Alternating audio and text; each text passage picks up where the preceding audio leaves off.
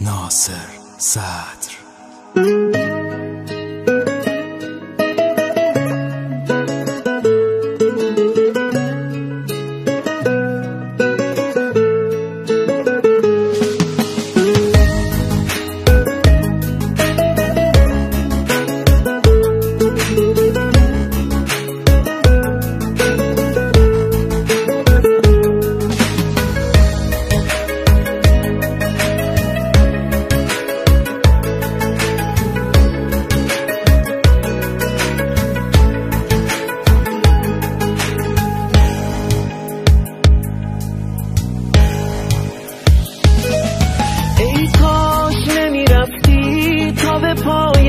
تو بسوزم موندم سر حرفم سر قولم من هنوزم هیچ وقت نمیخواستی که بمونی تا بمونم هیچ وقت نمیذاشتی همه حرفاتو بدونم ای کاش میدونستی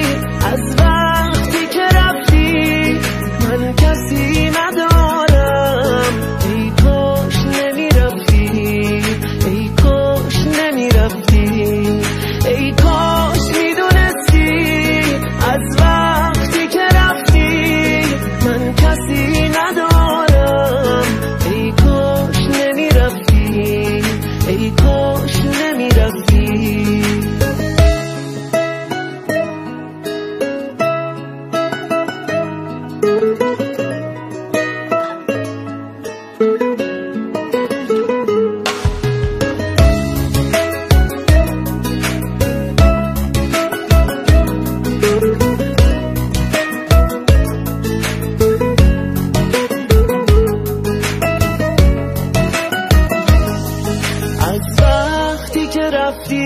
دیگه چشمام تو نداره این خاطره تلخ منو تنها نمیذاره خیلی سوت و کوره خونه بی تو گل نازم من فکر نمی کردم توی این بازی ببازم ای کاش میدونستی از وقتی که رفتی من کسی ندارم ای کاش نمیرفتی